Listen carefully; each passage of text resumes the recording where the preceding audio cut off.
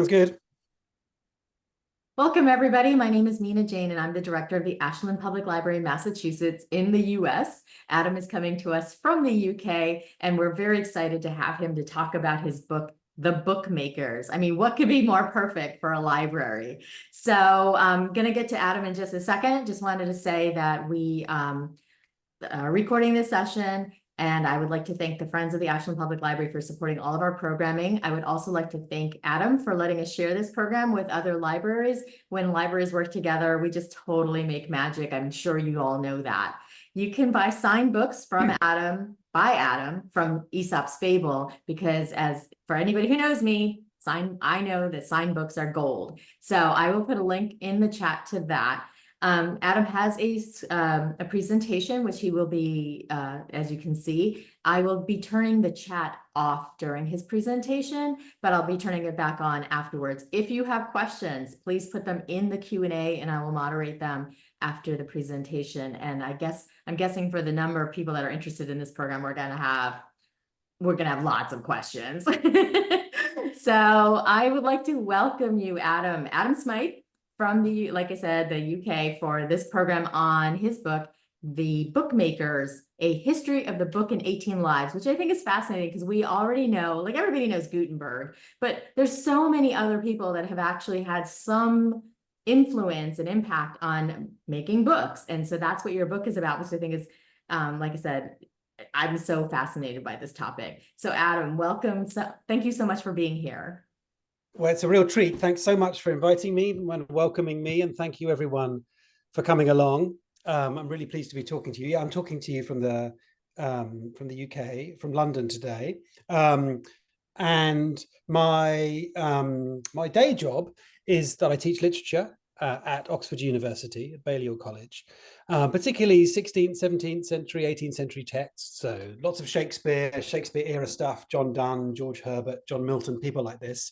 I taught literature, have taught literature for quite a while, but at a certain point, I got very interested in thinking about how the form of the book affected what these writers were doing, and how knowing a little bit about what a book was in the 16th century or the 17th century or the 18th century might help me understand the literary writings of these authors a little bit better. So I wanted to think about how writing was produced and printed and circulated and received and read and stored and conserved. And that was a big kind of fundamental question for me. And so one of the ways I decided to find out about books and book logic was that I acquired a printing press with a couple of friends. About 10 years ago or so, we acquired a Model 4 desktop press, extremely heavy, bought from a printer in Oxford. And I took it home and put it on top of a sturdy tabletop. And we started to learn to print from a very amateur level to something slightly less amateurish, but definitely not professional. And we were trying to, we were committed to the idea that actually printing text, so letterpress printing, that is picking out metal letters, putting them in a composing stick, the kind of images you can see in front of you now on the slide, arranging them in a form, slotting them into a press, pulling the press, and then taking the paper, still wet with ink, off the press, proofreading it and correcting it. Doing that, having that kind of relationship with a book would teach us new things about the book and about language and about writing. There's a wonderful 1926 lecture and text by Virginia Woolf called How Should One Read a Book? ? And it's all about what reading is and how we should read. And Woolf was writing that at just the time she was learning how to print. And she founded the Hogarth Press with Leonard Woolf. And you can really see her experiment in printing playing out in her essay there about how we read and what a book is. She starts talking about shaping and placing and assembling and disassembling language in just the way a printer would think. So a couple of friends, a printing press, and we started to produce text. Initially, we did short text because printing is slow and it's difficult and is error prone. So we did lots of sonnets. You can see an image here, I think, of our proofreading. So we've got a poem by a friend, a poet of mine called Leanne Strauss, and we've set it there on the right. And you can see the error-strewn proof sheet on the left. All the circles in red are all the mistakes we did. We found that if we printed about 14 lines, we'd probably produce about 20 mistakes. And so you mark it up, unpick the letters that are not correct, and then have another go. And we experimented on printing on different surfaces too, and that's what you can see here, trying a kitchen towel for the beginning of Genesis to see how printing would look on that surface. So one crucial catalyst for this book, which is a long history of the printed book organized around 18 lives of bookmakers, one crucial catalyst was my own experiment in printing and getting to know the book, as it were, from the inside, and what it means to handle letters and to set them, and to be thinking about space and compression and tightness and regularity and the flatness of the letters and the consistency of the printing and the shine of the ink and the regularity of the ink on the letters. A different way to approaching a book than you might traditionally if you're an author, but that was one crucial catalyst for this book. Another crucial catalyst was a number of crucial moments when I was in a library and I was reading a book, and I suddenly became aware of the book not only as a carrier of text, not only as a story or a novel or a play or a poem or a history book, but also as itself a material physical object. And I was interested in thinking about books as text and as object, that is, as things which convey words in a democratizing spirit out to audiences and readers, but also to think about books as physical objects with marks and annotations by readers and bindings and qualities of ink and qualities of paper. And I'm fascinated with the idea that the material form of the book, itself can tell the story of the life of that book. So I'm interested in that doubleness of a book as text, but book as object, which tells its own story. And with that in mind, I was just going to read the first page from the book, if I may, just to give you a sense of the tone of the piece, of the book, and also to rehearse that story of how I came to think about books as objects as well as text. So this is from the very beginning of the Bookmakers, from the introduction, when I'm talking about what I'm setting out to do. And I'll read this, and it will just be about a minute or so. And then I'll start to tell you about some of the actual lives I'm talking about. So this is from the introduction to The Bookmakers. This is a book about books and the people who made them. It's about grand 2-volume folio Bibles and quickly Xeroxed 2020 zines and the many books in between.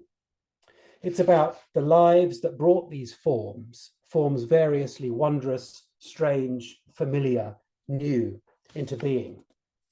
It's about fragments of the earliest 15th century books that only barely survive, and 18th century volumes of such typographical elegance and calm that they sailed forth serenely, as one observing historian put it, to astonish all the librarians of Europe.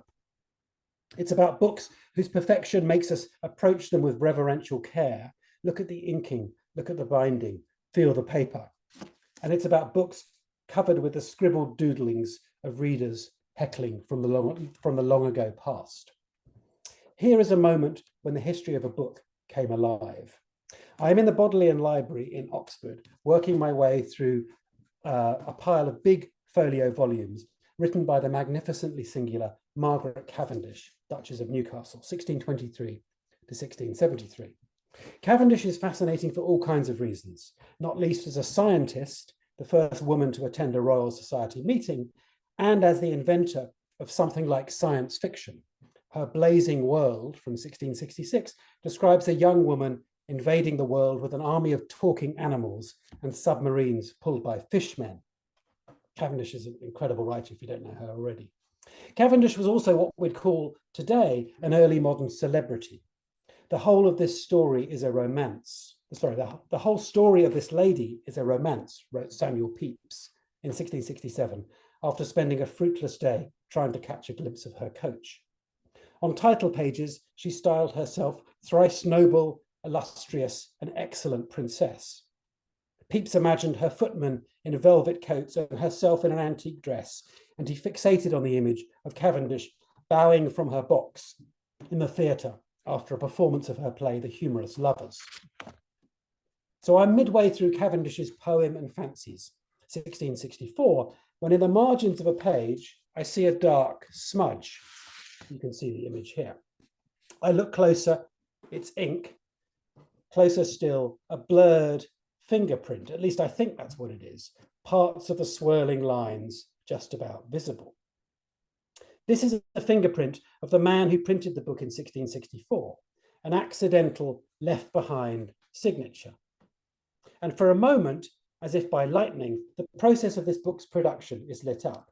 The print shop of William Wilson in 1664, the noise and the paper windows and the stink, a pressman plucking sheets still wet with ink from the press and before hanging them to dry on high strings running across the room, touching mistakenly an inky finger to the margin of the sheet which, after drying, folding, stitching, and binding, was acquired by the Bodleian Library in Oxford, and which, after a gap of 359 years, I am peering at now. That fingerprint doesn't summon into being the nameless print shop worker who held the page I am looking at, but it does let me see Cavendish's book for what it is, a physical object made by a small group of individuals at a particular time. Books tell all kinds of stories, romances, tragedies, comedies.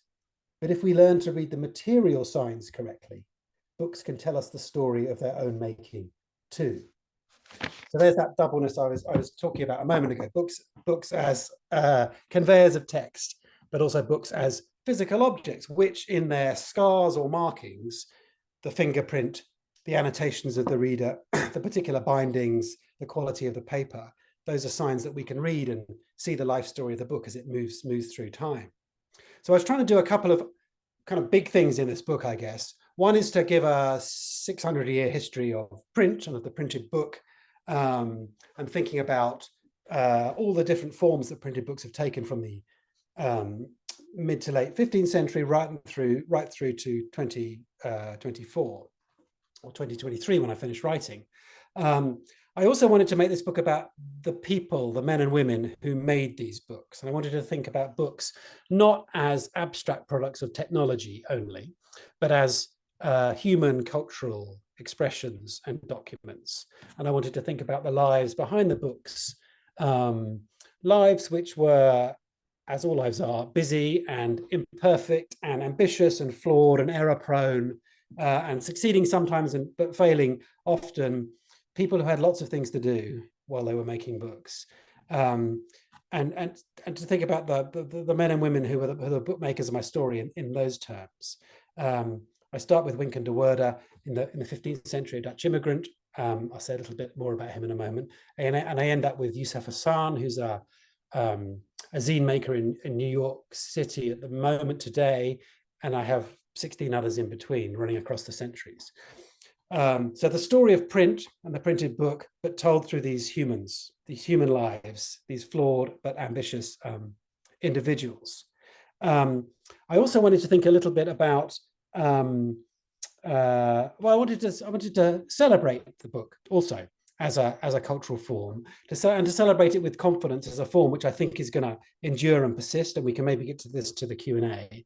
But in a world saturated with the digital, I wanted to make the case for what a printed book can do. It's amazing, I think, that Margaret Cavendish book that was printed in 1664 has serenely moved through decades and centuries to reach our moment now, and will carry on that journey long after we're gone. And it seems that print has an amazing capacity to endure through time that I think perhaps digital does not. So it's a celebration of print and a hopeful account of print's future.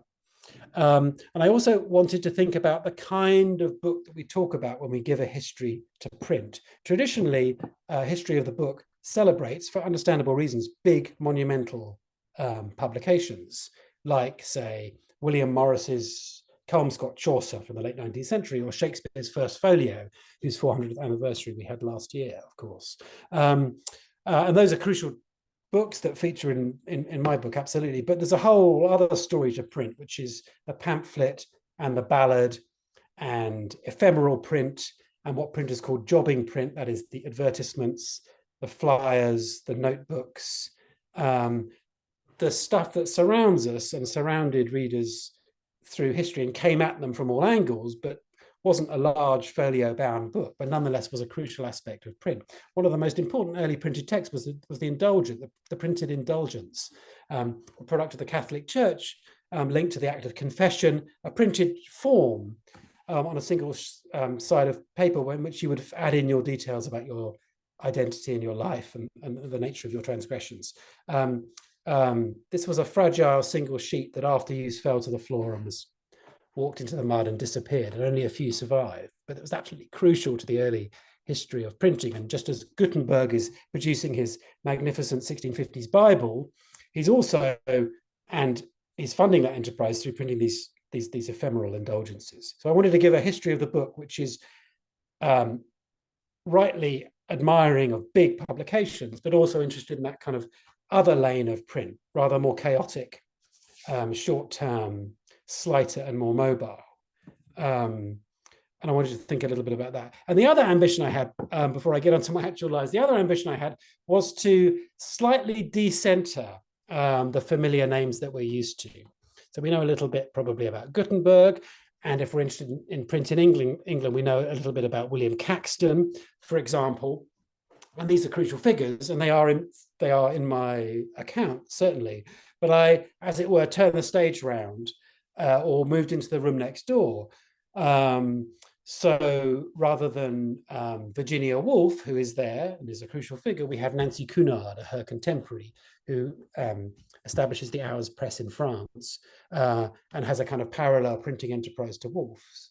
And rather than Caxton, for example, we have Wynkyn de Worde, a slightly lesser known but crucial figure. So I was interested in keeping the canonical names in play, but having them at the back of the stage, kind of muttering away, and then hearing what the assistant and the servant and the wife and the partner and the rival are doing in ways we might not always do.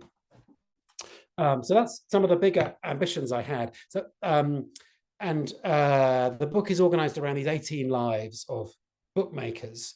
And we begin with the late 15th century. So I wanted to mention perhaps 3 of those chapters with you today, and I'm happy to talk about any of them in the Q&A, but just to give you a flavor, if I give all 18, we'll be here for hours. So I begin with Wynkyn de Worde, who's a Dutch immigrant, an assistant to William Caxton, who learns the art of printing in Northern Europe in the 1470s, travels around Ghent and Cologne, and becomes close with Caxton and comes back to London with William Caxton around 1476 and establishes quickly his own printing enterprise a few years later, based in Fleet Street, 130 to 131 Fleet Street, quite near St. Paul's Church and quite near St. Paul's Churchyard, which at this point, and for centuries after, is the center of the book buying trade, with stalls laid out with printed text, which browsing readers would pursue. And Wynkyn de Worde had a kind of genius for an entrepreneurial, streetwise savviness, which he brought to his printing business. His master and his mentor, William Caxton, was more learned, more courtly, published lots of works that we would associate with the Burgundian court. But Caxton, de Worde is interested in writing in English that's cheap and that's accessible and that's going to sell. And he has that particularly capitalist canny knack of anticipating the desires of readers who he's never met or who he will never meet, working out what they will like and offering up those kinds of publications. He's particularly good on literature, on what we would call literary works. So if you want to read Chaucer or John Skelton, the amazing kind of spiky poet of the turn of the century, 15th, 16th century, or if you want to read Stephen Hawes, then Wynkyn de Worde is for you. If you feel you don't quite know your history, he's very good on chronicles that give you overviews of kings and chronologies of the recent past. If you feel like you're a bit lacking in your knowledge of Cicero, but embarrassed to ask, he produces these very handy handbooks or guidebooks that give you English translations of Cicero, so you can get up to speed. If you want romances, he gives you that too. If you want jest books, he gives you that too. He aims lots of printed publications at women readers too, devotional works. He produces a version of the life of Margery Kempe, who's a fascinating early devotional writer who produces perhaps the first autobiography in English. But he's finding and reaching a newly wide and inclusive audience. His publications tend to be short, illustrated, often error-prone because he works hastily and isn't worried about perfection in a way that is very relatable and endearing. The little fragment you can see here is really interesting. This is a fragment that survives from Wynkyn de Worde's print shop, and it's called the Book of Courtesy. So it's a handbook for children. So if you want to educate a child in 1492, when this text appears, this is a kind of guidebook for what to read, how to behave, how to chew your food, how not to talk back, how to remain silent, and so on. What you're looking at here is just a fragment of that particular text. And it survives because it was used as waste paper for a number of centuries. If you can look on the left, on the bottom left of the image, you can see Wynkyn de Worde's emblem, which is actually the WC of William Caxton. He persisted in using his master's badge or stamped, but it's been printed upside down. You should imagine flipping it 180 degrees and you would see the WC of William Caxton. So there was an error here. This was a proof sheet or a trial sheet, and it had an error. They printed the emblem up on the upside down, and they discarded this page as waste paper. And it then got used, and this is really, really a common feature of early print, that waste paper with the error in then got used in the binding of a later book. And the reason this fragment is so battered with glue stains and holes and gaps was that it was used to patch out the binding of a later book. That book was then closed and sat on a shelf for centuries in Oxford. It was only relatively recently in the 20th century that people realized, hang on, this is a very interesting 1492 Wynkyn de Worde conduct guide that we don't know very much about. There's only one other partial copy in the British Library that survives in the world. And it only survives because it was used as waste paper in this particular way. So it's a lovely example of the fragility of the history of the printed book. Sometimes the book history has an amazing capacity to endure, but it can also survive in a single copy. And here we have this fragment of a sheet that, because it had an error in it, was used as waste, but because it was put in another book, persisted through time. And that's what we're looking at here. Wynkyn de Worde was a tremendously kind of visual thinker and a visual printer. He loved images and woodcuts and storiated or illustrated capitals. And this is what you can see one of here. He adds, or he employs cutters who produce these lovely capital letters with these personified capital letters that you can see here. There's a real human charm to these books, even though they're 550 years ago. I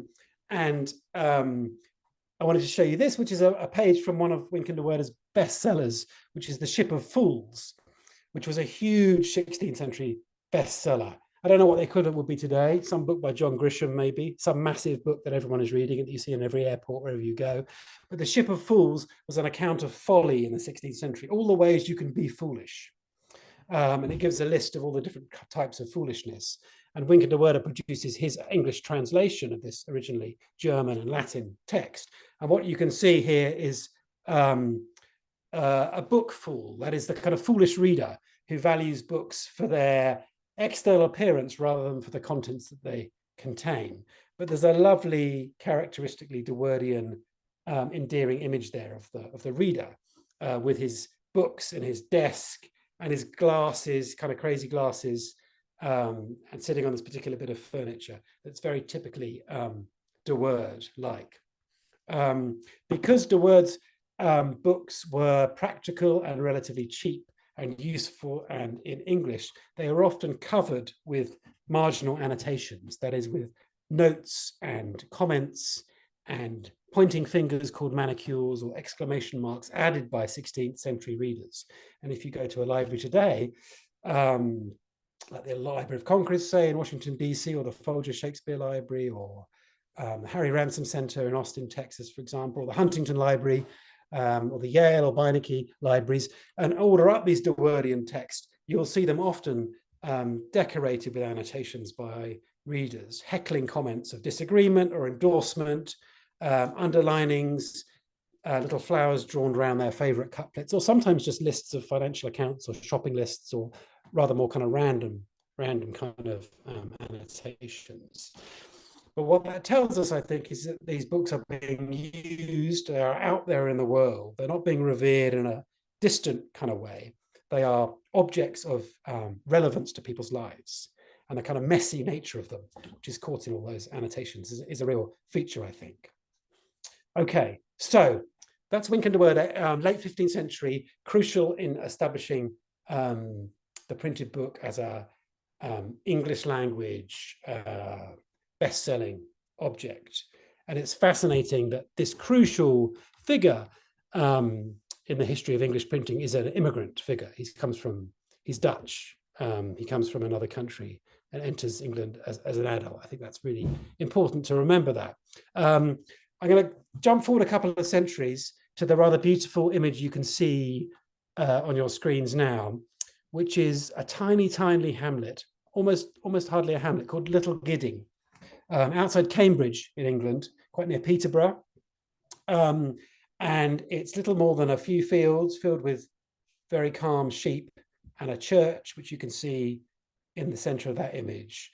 And in the 1620s, the mid-1620s, a man called Nicholas Ferrer, who was a very successful academic and businessman working with the Virginia Company, decided to disengage from active life and take his family to this detached, isolated setup in Little Gidding and establish something like a religious community.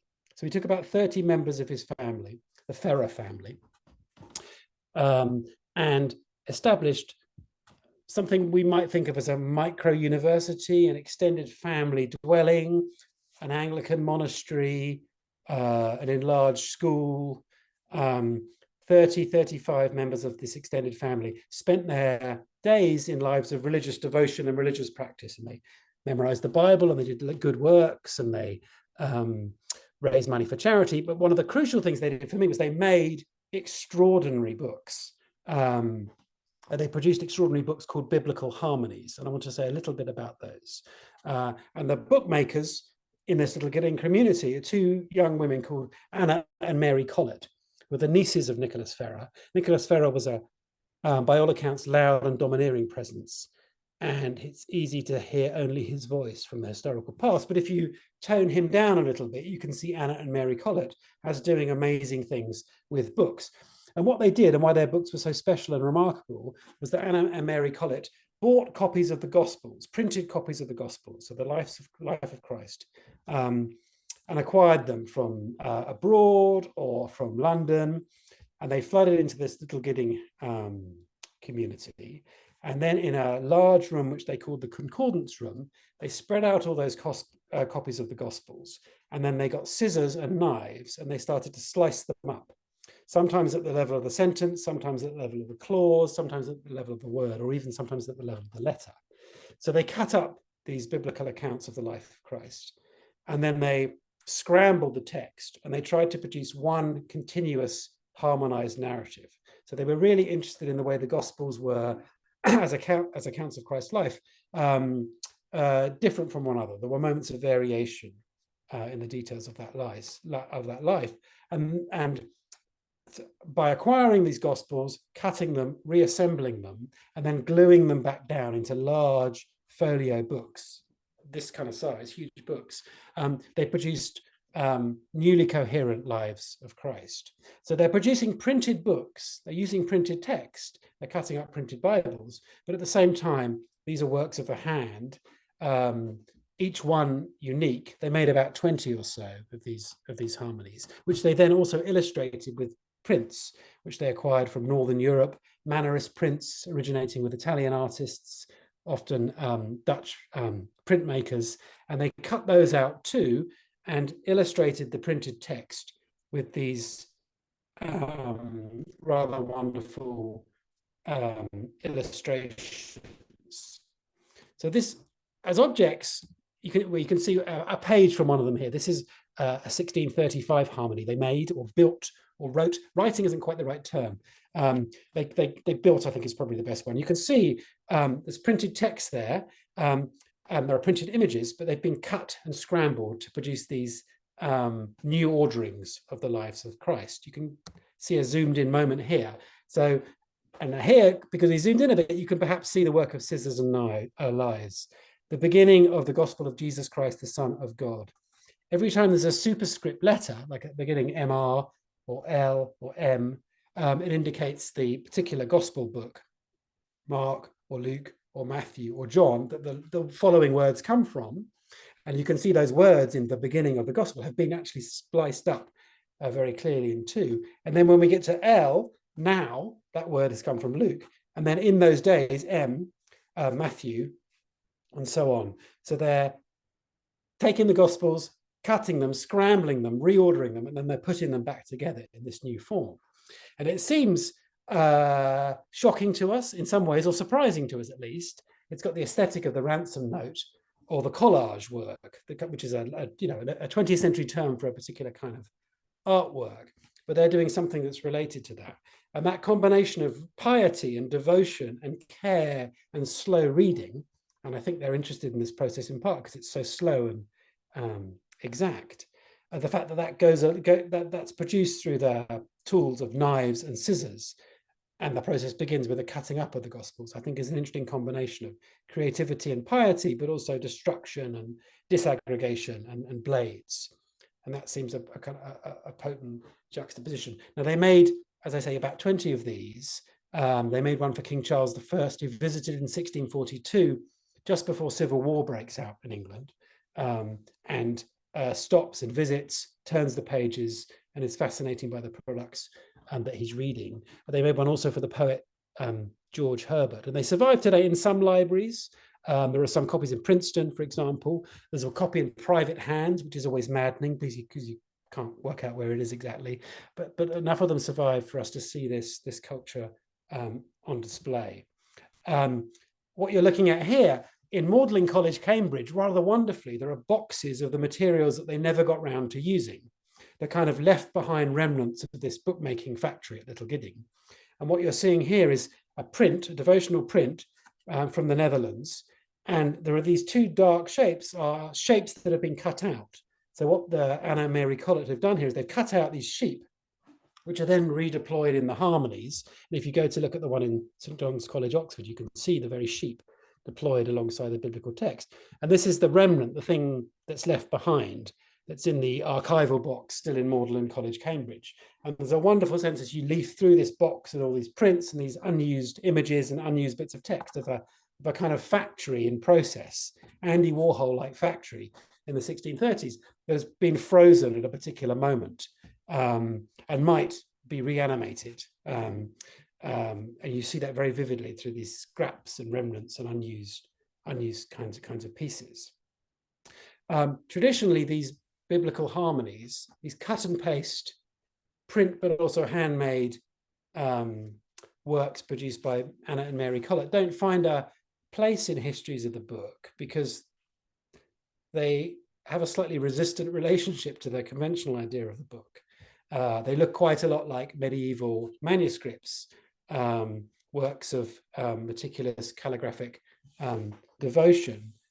They are that, but they're also through the medium of print. And they have an interesting, somewhat antagonistic relationship to the conventional bound codex book, in that they proceed by slicing that up and blowing it up, we might say, in order to produce these religious harmonies. But they're a kind of object that I really wanted to bring to the center of this history to show some of the things that print can do, and also to really, really center Anna and Mary Collett. In each of the chapters, I tried to convey a sense of the personalities and the biographies and the characters of these bookmakers. For the later figures, like Nancy Cunard, say, or Thomas Cobden Sanderson, who was working in the early 20th century, or John Baskerville in the 18th century, say, or Charles Moody, the great librarian in the 19th century, that's quite achievable because we have lots of documentary material, and these figures are not so remote from history. For the earlier figures, like Wynkyn de Worde, and like the binder I talk about, with a magnificent name called William Wildgoose, who's binding Shakespeare's first folio in 1623, and also through the Anna and Mary Collett and the Ferrer family, they're more distant figures. Enough survives for us to get a sense of their personalities, and the books that survive are expressions of their personalities. But equally, they're a kind of flickering between presence and absence. We can almost reach them, but then they're also gone in any kind of completely rounded kind of ways. But I was interested in thinking about that twin combination of their presence and their absence at the same time. So that's Little Gidding, Anna and Mary Collett, cut and paste biblical harmonies. I want to talk about one more chapter in the book before opening up for your questions, and that's the final chapter, which looks at zines and DIY or do-it-yourself publishing. Zines are, as lots of you will know, cheap, handmade print publications, defiantly imperfect, defiantly anti-commercial. They're a way of resisting big corporate publishers and producing short pamphlets outside those kind of monopolies. And zines, they have a long history, but one history of the zine begins in the 1930s in America, in Chicago, with the sci-fi community, who produced a fan magazine called The Comet, which is a register of the love of readers for science fiction, early science fiction. Zines then become associated with the punk movement in the 1970s, and then with feminist and queer bands and writing in the 1990s. And then now zines are having a real flowering as a kind of response to the digital and to the internet, as a haptic, as a held, touched, physical form of publishing that anyone can do, which sometimes overlaps with online stuff, but often is defiantly printed and papery and a thing to touch and hand around and read in a physical sense. So I'm interested in that kind of long history of quick, urgent, anti-perfect, decisive publications, and thinking about zines in those terms, often political, often responding to their moment with a kind of nimble speed. What you're looking at, and so one of the most interesting zine makers around at the moment is a publisher called Black Mass Publications based in New York, founded by an artist and writer called Yusuf Hassan. And Hassan was eager to respond to, as he saw it, the lack of representation of Black writers and artists in publishing and in writing and in the literary world, and founded Black Mass Publications. And he produces, along with his collaborators, works to do with politics and music and jazz and fashion and architecture and sculpture, and with small print runs, 15, 20, 30 copies in an edition, bound with string often, and the product of Xerox machines, or photocopiers, as we would say in the UK, Xerox machines. And what you're looking at here on this slide is a really interesting example of that, Nigerian pottery from 2022. Now, Nigerian pottery is the name of a big scholarly work from 1970 by a scholar called Sylvia Leith Ross, who produces a really important book on that subject. But the book is expensive. It's published by University Press, goes out of print, and does that thing which I think books really shouldn't do. It becomes static. It stops circulating widely, at least. Yusuf Hassan and his friends were interested in that problem and what to do with that problem. And with a kind of magnificent disregard for copyright and such niceties, they took this 1970 book and Xeroxed it in the form of a pamphlet without the introductory material, but focusing on the images, and bound it with string in the way you can see there, and stamped their colophonal imprint Black Mass Publication on the back with their address, and launched it into the world. And so suddenly a text which had been kind of dormant, or at least waiting for its moment, became this quick, urgent, decisive thing. And one can acquire copies. In fact, I think this text is now sold out because lots of people have got interested in it. But copies reach readers quickly. They did a similar maneuver with lots of different kinds of publications, excerpting key older but rather immobile texts, and putting them in this newly speedy migratory form and launching it back into culture. You can see another image from that publication here, and I said the zine has a roughly 100-year history from about 1930 and the sci-fi community through to today, and that's definitely true. But I was also interested in this book, The Bookmakers, in thinking about kind of longer temporal shapes that books have. And what you're looking at here is a early 17th century text by John Lilly, The Anatomy of Wit, which has many of the features that those black mass publications have and that zines have. You can see the informal binding, the lightness, the pamphlet-like quality, meaning it can move quickly through culture. So I think zines are the products of our particular moment, but there's also a kind of longer history. And I think Wynkyn de Worde, with his emphasis on quick, vernacular, cheap publications that people wanted to read, would recognize the impulse of black mass publishing and the desire to get text out there into culture. I just want to I'll just make one more point before welcoming any questions or any discussion, and that is the Bookmakers is organized through a series of 18 lives, which are chronologically set out. We begin in the 15th century and then we end today. But at the same time, I'm interested in thinking throughout of the book as an object which resists any straightforward linear kind of chronology. In other words, by that I mean, I'm interested in the way books are particular kinds of objects that have a capacity to exist at different moments in time at the same time. One of my favorite books that I talk about is produced at the Doves Press in London by Thomas Cobden Sanderson, who's a cantankerous, tricky man, but a brilliant printer and a brilliant publisher. And he, in the early years of the 20th century, produced a beautiful edition of John Milton's Paradise Lost, written in 1667.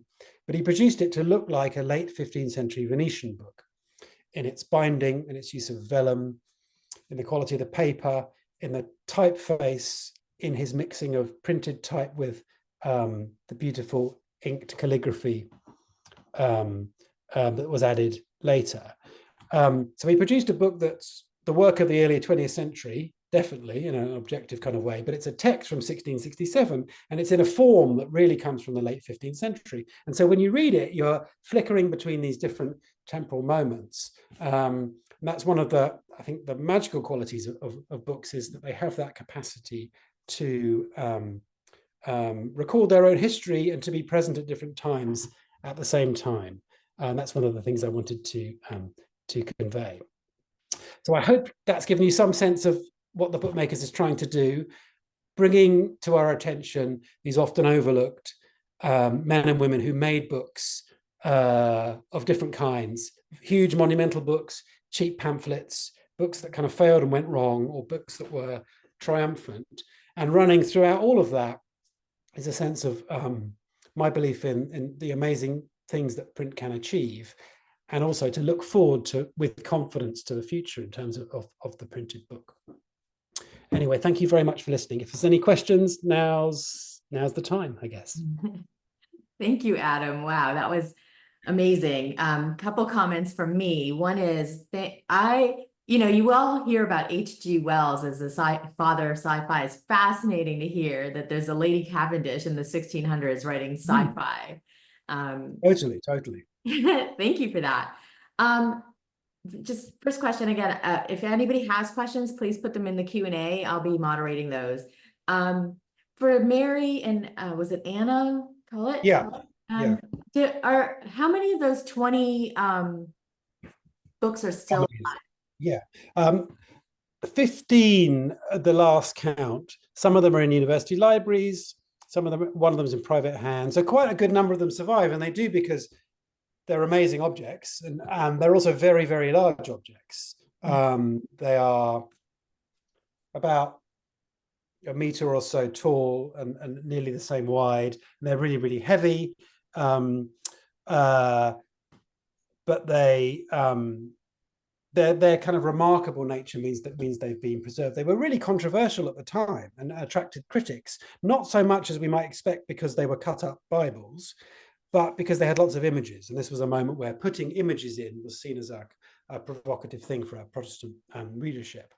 But about 15 or 16 of them survive. Mhm. There's a great scholar at Penn called a friend of mine called Wynkyn de Worde, who's got some great digitized images on her website of these harmonies, and you can really get a sense of the texture of the cut paper and the cut pages. So Wynkyn de Worde at Penn, if you look her up, you'll see some of these images of these amazing books. Mhm. So I love the fact that your book highlights both men and women in the printing services. So B. Houston asks, were there any women in the printing trades in the early days? There definitely were lots of women in the printing trade. That's absolutely the case. We used to be ignorant of this fact, I think, because on title pages of books, traditionally the male printer is the named printer. And early historians of the book took that record in a rather literal way and thought that it was just the product of men. We're now beginning to understand through lots of great work, particularly on printers' wills. Printers' wills survive in great number, and they're magnificently detailed documents, and they make it clear in their bequests and in how they talk about their wives and their future widows and their daughters and their sons, just how often the printing world was organized around the family and how often marriages were collaborations of two printers. So it's absolutely the case. The historical record, unless we read it sensitively and imaginatively, seems to tell a male story, but that's clear. We're at the point now where that's clearly not the case, and it's not adequate just to kind of repeat that. We've got to look at these wills, and we see lots and lots of women involved. And also, it used to be thought that widows would inherit the husband's printer's stock and carry on the business. That's partly the case, but it's clear that they were also involved during the lifetime of their husband too. I have a chapter on John Baskerville, who's an 18th century printer in Birmingham in the UK. Baskerville of the Baskerville typeface, which still exists on your Word program on your laptop. His wife, Sarah Eves, has been traditionally overlooked and kind of patronized and seen as a kind of silent partner to the side, but it's becoming clear just how influential she was in helping him print and helping him work. And rather wonderfully, there's now a Sarah Eves, there's a Baskerville typeface, but there's also a Sarah Eves typeface that's come out recently as a register of that. Fabulous. I'm gonna go back to the Cullets because I'm super interested in this. One, Yes. did they get persecuted at all for cutting up the Bible? No, and it's amazing that they didn't. But for us, I think, looking back from the 21st century, because the idea of something even close to Bible destruction or by the physical modification of the text looks so taboo and transgressive to our culture. But what's really fascinating, I think, is that the 17th century book was not revered in the sense of it was not felt to be a thing that had to be meticulously maintained as an object, but it could be annotated and reworked. If you buy a short printed text in this period, you take it to your binder and you bind it with another text that you're interested in. You add your book plate a bit later on to that book, and you even cut and slice. And there's a bit of a culture of remaking books at this moment, either by annotating them or by literally cutting them up and reordering parts. And that extends to the Bible. In fact, there's a strong Protestant emphasis on Bible reading as a wrestling with a word, and the individual reader in a kind of agonistic way, wrestling with a word and coming to their own interpretation.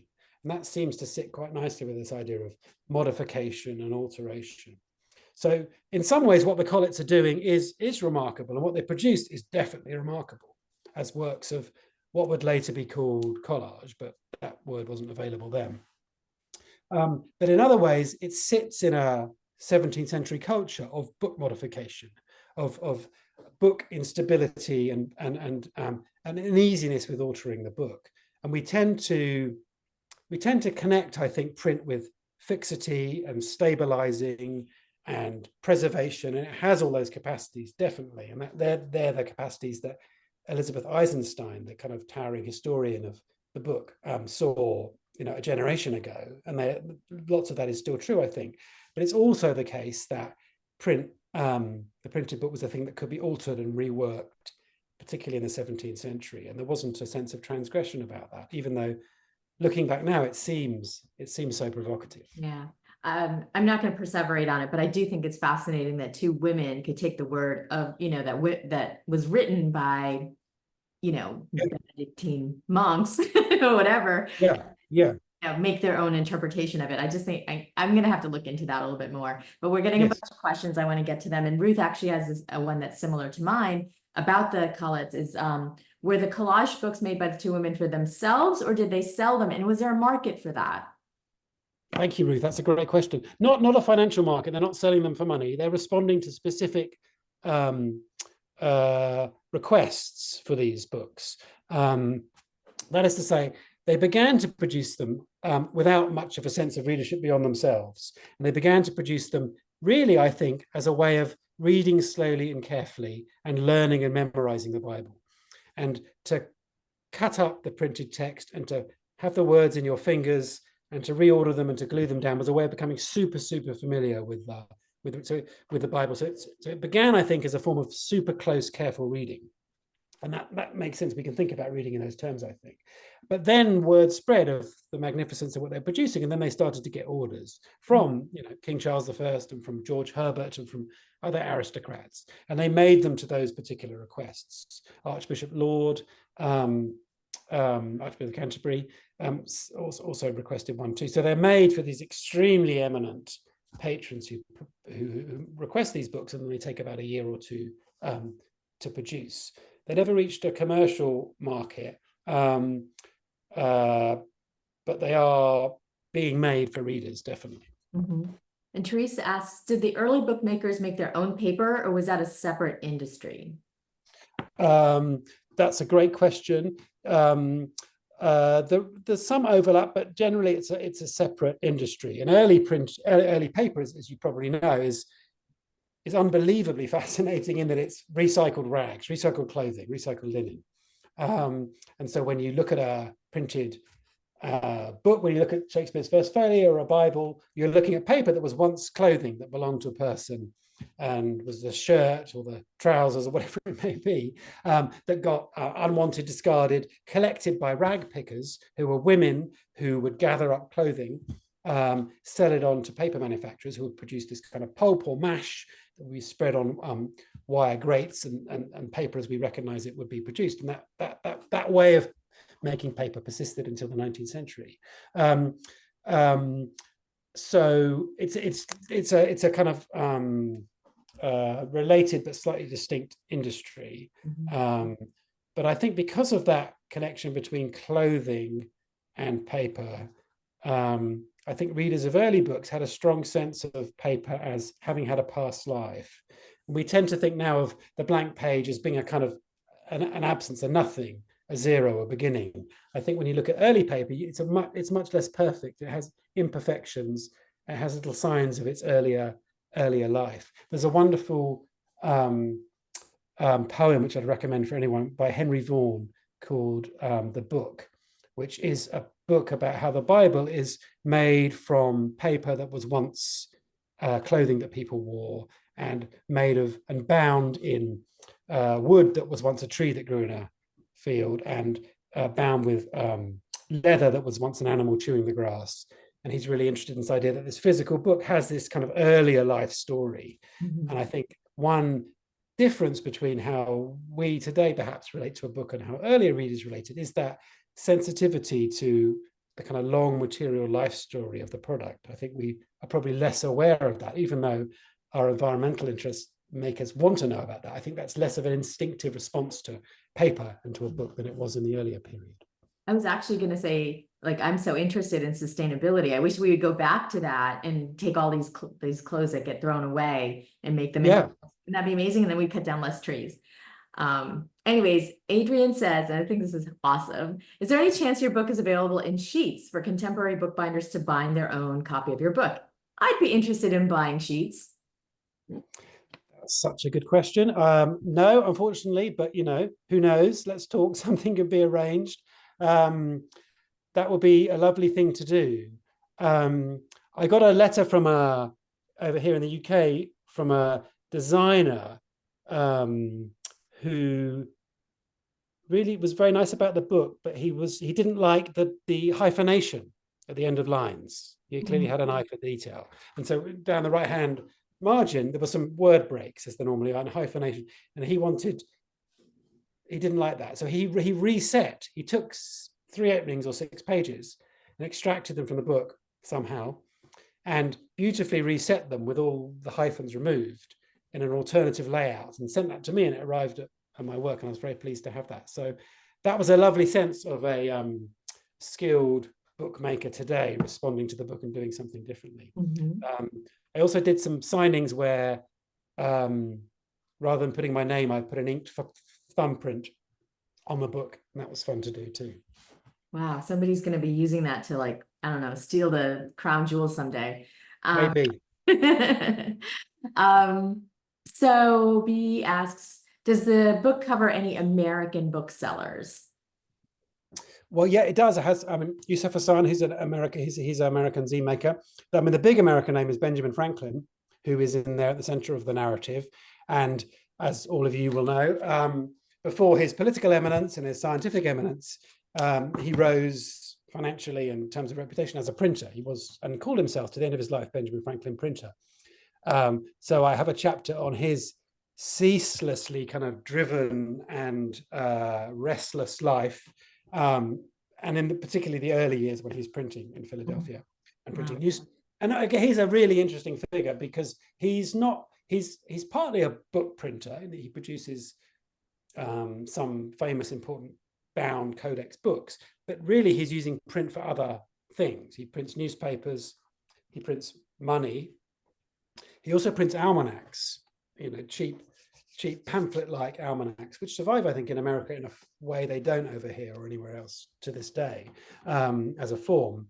So he's a good example of cheap print, ephemeral print, despite the kind of canonicity of Franklin as a personality in the American cultural history. He's producing these very slight ephemeral publications, but he's crucial in realizing the capacity of print to do that and to reach readers on an incredible level. So Franklin's there. Yeah. Okay. Can you just Cindy, the name and author of that poem again? Yeah, it's Henry Vaughan, and it's called The Book.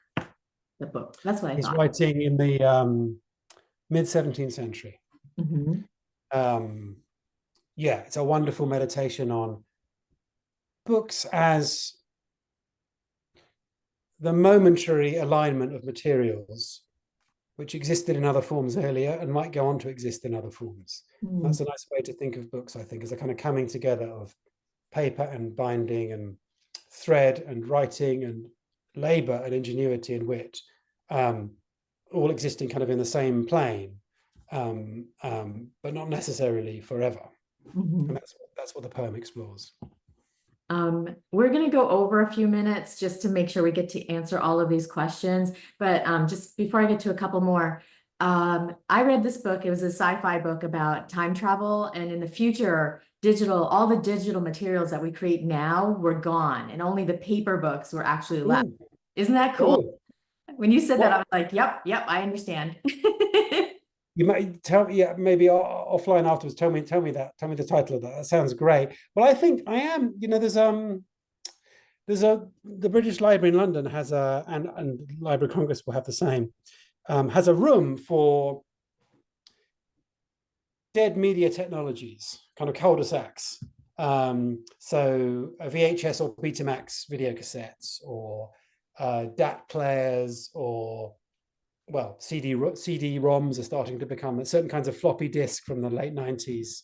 And they have a room of these bits of hardware, and they're crucial because there's documents, there's text in these forms that soon will be irretrievable. I mean, the back of my drawer, I have early versions of my PhD that were on disk, and I can't read them anymore. No, I literally can't read them.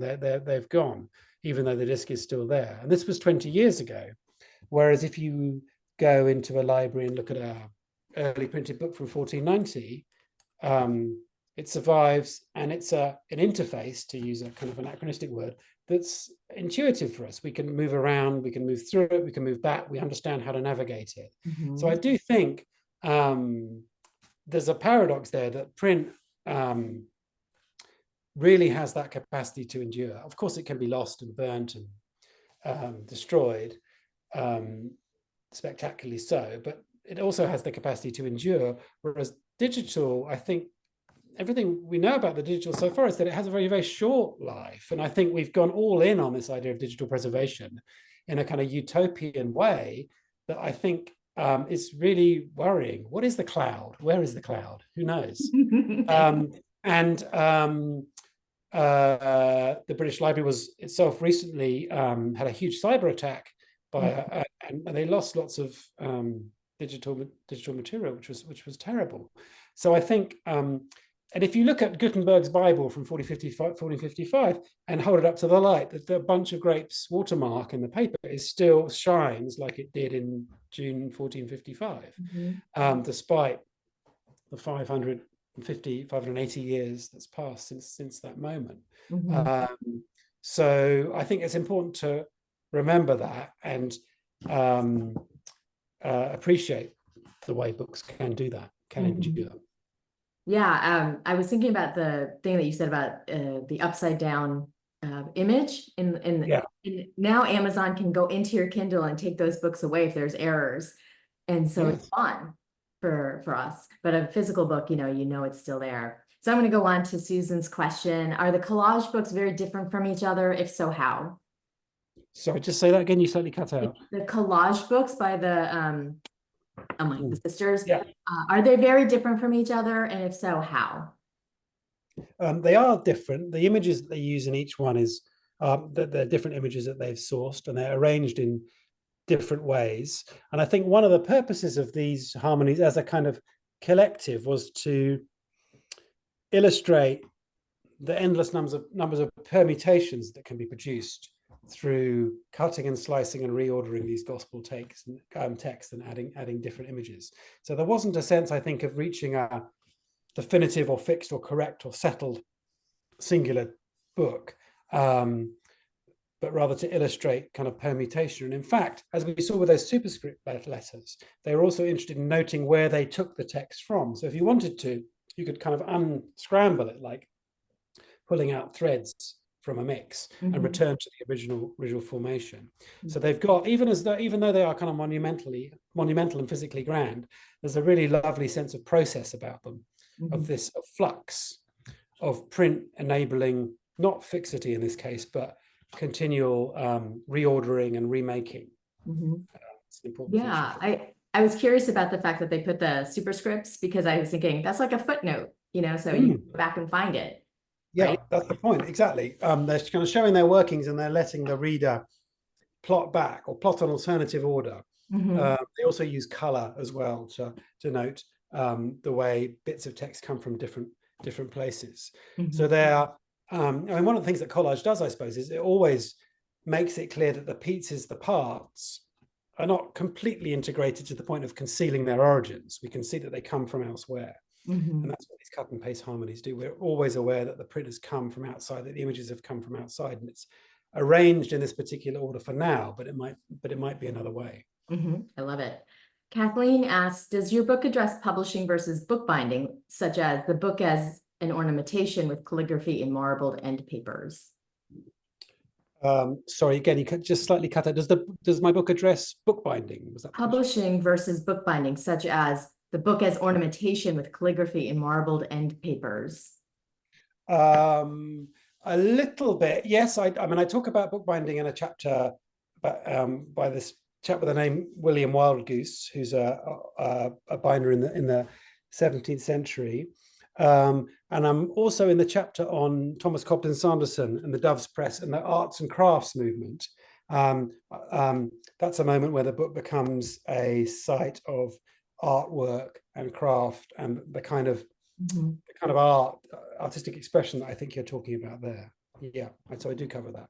Okay, I'm gonna take two more questions. Sharon asks or says, I was interested in your mention of early readers' marginalia in the books. Who was Yes. able to afford books that they could treat as personal property rather than as a shared asset circulated amongst readers?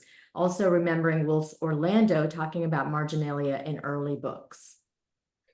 So was that question about, that was about early readers adding annotations and whether their books become personal property or shared items that circulate. Right. Who was able to afford those books that had that special stuff in it? Yeah, well, lots of cheap books have annotations in. The Wynkyn de Worde's books of romances and joke books and literary works often have annotations in. So I think they're often added to fairly accessible, affordable books. That question of whether the book is personal property or whether it's shared and widely circulating, I think that's really interesting. And I think often when you look at annotations, what you see is multiple generations annotating the same kind of book. It's particularly the case in Bibles, which from the 16th century become spaces in which families often add in notes of births and deaths and marriages and kind of family histories. And the book passes down generation to generation. By the time it reaches us in the 21st century, there might be 200 or 300 years of those kind of layered vaulting annotations. And they added those to Bibles, I think because Bibles were books that were likely to persist through time. They were large and sturdy and the kind of book a family would prioritize. And so they become carriers of family memory. Sometimes books in their marginal annotations are linked to a particular figure and are expressive of that particular biography. That's true. But more often, I think annotations encourage other annotations. And so you get this wonderful kind of cacophonous sense of community and many voices playing out in the margins. Can I ask a follow-up to that before I get to the last question? Is when did libraries, like that shared collective of having access to books, happen around books being published or book bound more in later? It was in the 18th century, 19th century? Yeah, well, the crucial figure here is a guy called Charles Moody in the mid-19th century, who establishes a crucial early circulating library. So a library that you can join for a quite small fee and then take books out or have books sent out to you. And it's based in London, but he's circulating books across the world. And he acquires thousands and thousands of copies of books and has a very, very low subscription financial rate. And so he reaches readers at a previously unimaginable range. Lots of women readers outside the capital, readers across the globe. So it's a kind of mid-19th century moment where reading profoundly opens up in that way and ceases to be, the library ceases to be a kind of private or aristocratic or only domestic space, and it becomes a kind of club which one can join and participate in. That's amazing. Isn't Moody's a financial index or something? Oh, I don't know. I don't know if that's related to Moody's, the library. I think maybe. Not sure. Ask. Okay, last question. And this is more about you. Do you lecture? We talked about this a little bit before we started. Do you lecture for popular audiences on other subjects other than just your book? I know you talked about doing lectures around your academic life, but do you do other topics? Because then we would totally come back. Sorry, say that last bit again. Because then we would totally be like, you have to come back. Not so far. I mean, most of my writing has been academic writing and addressing academic audiences, although I really enjoy communicating to a wider audience, definitely, and all the opportunities that brings for questions from different angles and different perspectives and people's lives being part of the discussion in ways that I find really exciting. So I hope to do more of that. Well, if you ever want to do it with Ashlyn, we are here for you. Okay. Thank you so much, Adam. This has been fascinating. I don't know if you've gotten a chance to watch the quickly moving chat, but people are so appreciative of your time and your expertise in this, and just makes us want to go out and learn more about it. Well, that's great. Well, I've really enjoyed talking to you all, and enjoying your questions and your enthusiasm. So yeah, thanks very much. All right, well, good luck on the rest of your book tour. I'm sure it'll be really fun going to all the different places and around you. Yeah, I'm really enjoying it. And yeah, I enjoy the book. Those of you who read it, I hope you really enjoy it. I think we will. But have a wonderful day. And for everybody who's with us, I hope you stay, if you're in the Massachusetts, you stay cool today because it's supposed to be in the 90s. Yeah. Happy reading, everybody. Yeah.